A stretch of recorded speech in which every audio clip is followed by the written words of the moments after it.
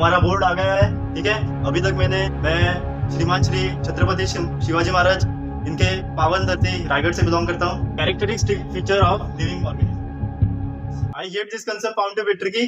Don't worry, here is your favourite YouTube channel, that's so easy. Finally face reveal हो गया है, हमारा board आ गया है। ठीक है, अभी तक मैंने नोटबुक पर पढ़ाया था, आज से मैं बोर्ड पर टीच करूंगा।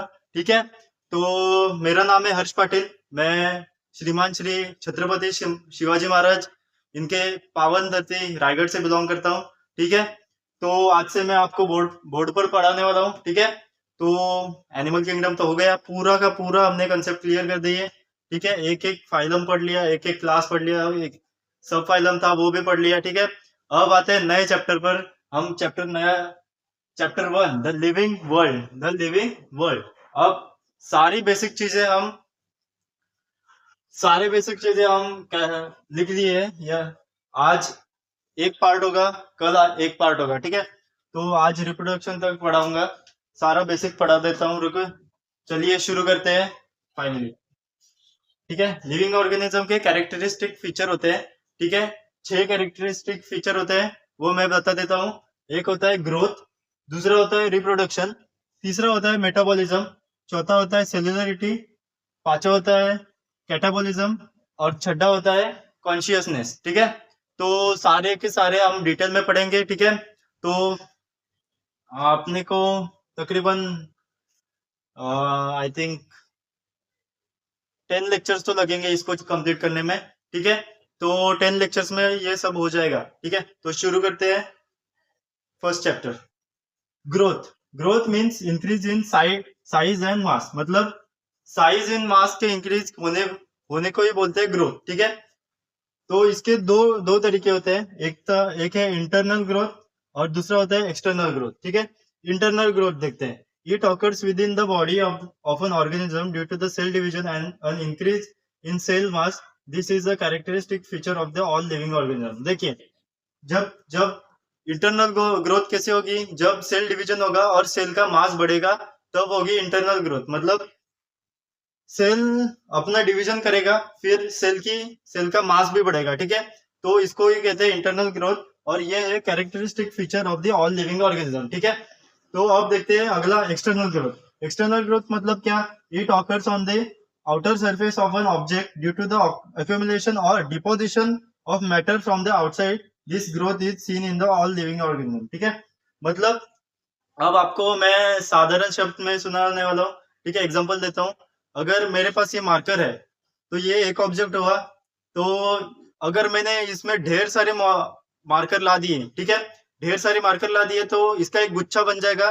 तो यही होती है एक्सटर्नल ग्रोथ। मतलब ये growth all non living organism में सीन होता है। ठीक है, तो अगर हम एग्जांपल में लेंगे तो गार्बेज है, अपना और क्या क्या है, कपड़े का ढेर, वो सब एक्सटर्नल ग्रोथ में आता है। ठीक है, तो it occurs on the outer surface on the object of matter from outside. This growth seen in all living organism. मतलब ये growth all non living organism से सीन होता है। ठीक है, अब सेकंड आते हैं रिप्रोडक्शन में। रिप्रोडक्शन क्या होता है? Formation of different new organism of own kind. मतलब formation of new organism of own kind, मतलब हमारे पेरेंट्स से हम जने हैं, हमारे दादाजी से हमारे पेरेंट्स जने हैं। ठीक है, तो formation of different new organism from own kind. ठीक है, अब reproduction is a characteristic feature of living organism, but all living organism can't reproduce. मतलब ये लिविंग का कैरेक्टरिस्टिक फीचर है reproduction, but all living organism can't reproduce.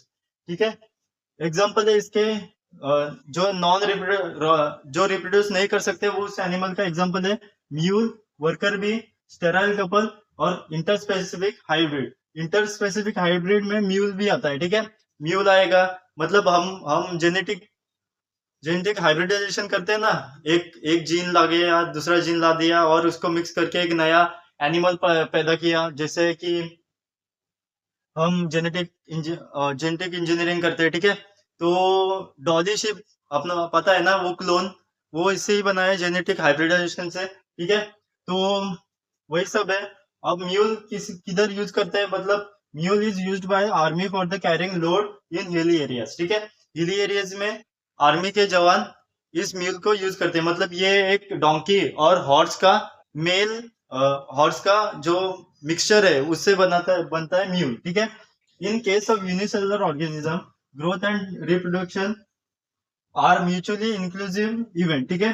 In case of unicellular organism, मतलब unicellular organism के case में growth and reproduction ये एक mutual case है, म्यूचुअली इंक्लूसिव इवेंट है, ठीक है। Unicellular organism are mortal, no date receive are found, ठीक है।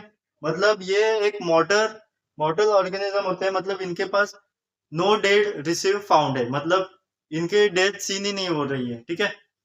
तो यही हुआ, ये से दो हमने पढ़ लिया, ग्रोथ पढ़ लिया और रिप्रोडक्शन पढ़ लिया। अब आते हैं मेटाबॉलिज्म पढ़ेंगे, सेलुलरिटी पढ़ेंगे, कैटाबॉलिज्म पढ़ेंगे, कॉन्शियसनेस पढ़ेंगे, फिर आएंगे हम टैक्सोनॉमी पढ़ेंगे, ठीक है। फिर आपको नोमेनक्लेचर भी बताऊंगा और साइंटिफिक नेम भी बताऊंगा, फ्रूट्स के, वेजिटेबल्स के, एनिमल्स के, ठीक है।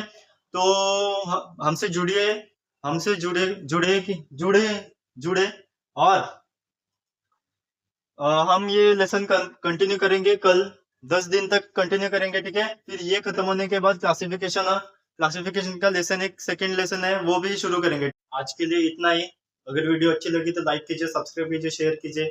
अगर आपको कोई कंसेप्ट आ नहीं रहा है तो उसका नाम आप कमेंट सेक्शन में लिख लीजिए, मैं उसका स्पेसिफिक वीडियो अपलोड कर दूंगा, ठीक है।